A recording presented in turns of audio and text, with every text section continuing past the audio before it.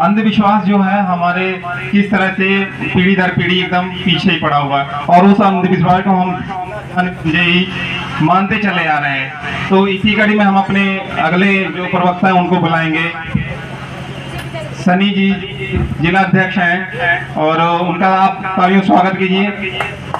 नहीं आए शनि जी भाई।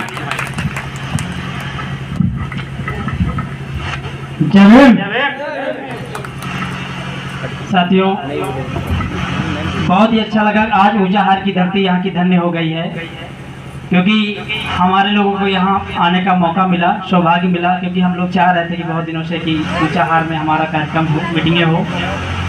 तो साथियों, यहाँ पे उपस्थित सभी सम्मानित साथीगण, माताएं, बहनें और दूर से चल के आए हुए हमारे मंचासीन हमारे मंडल प्रभारी जी की दिल की गहराइयों से जय भीम, जय भारत, जय संविधान।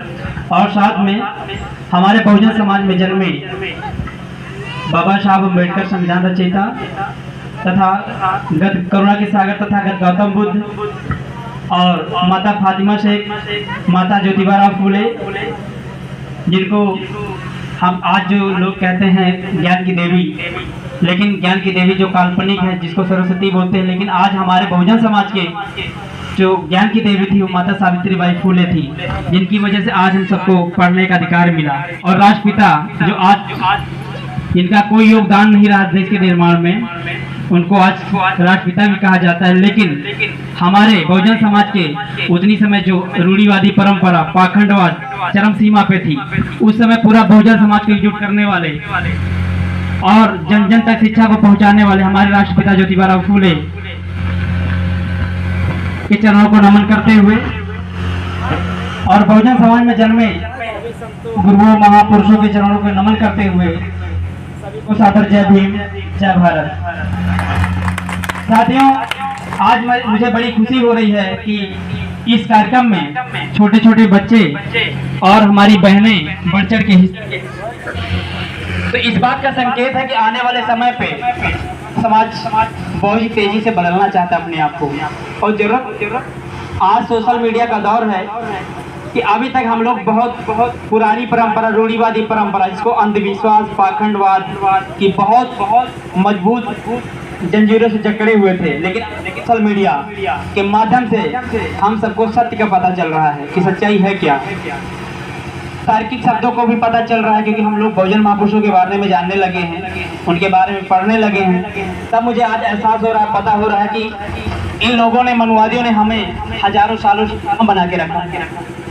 कोई नहीं कि जो शारीरिक गुलामी वही गुलामी होती है।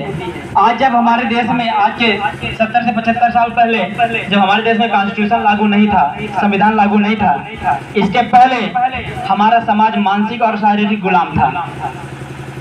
शारीरिक गुलाम कैसे था कि जो कह दिया जाता तो करना पड़ता था। कुछ सामंती लोग गाँव में आते थे, घरों में आते थे। हमारी माताजी बताती हैं, हमारी जो आजी थी वो बताती कि हमारे गाँव में जब मनुवादी लोग आते थे तो घरों में खुरपी फेंक के जाते थे। क्या ऐसा कभी था क्या यहाँ पे? नहीं। जो यहाँ पे आप तो लोग नहीं पता, नई जनरेशन है, लेकिन जो हमारे वृद्ध लोग हैं, जैसे आजी जी बैठी हुई है, क्या था जो अपर कास्ट के लोग आते थे खुरपी यहाँ खेत पे आ जाना ट्राई करने के लिए? ऐसा कभी था? लेकिन नहीं था आपके जमाने में तो, लेकिन पहले था ऐसा। जबरदस्ती बेगारी कराई जाती थी।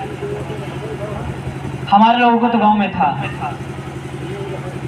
और एससी ओबीसी के लिए खेती करवाई जाती थी, और किस खेती में और पेट भर के भोजन भी नहीं दिया जाता था उनको। उनके लिए अलग कोयला रखा होता था दरवाजे पे चाय पीने के लिए, यानी अछूतों शूद्रों के लिए अलग से।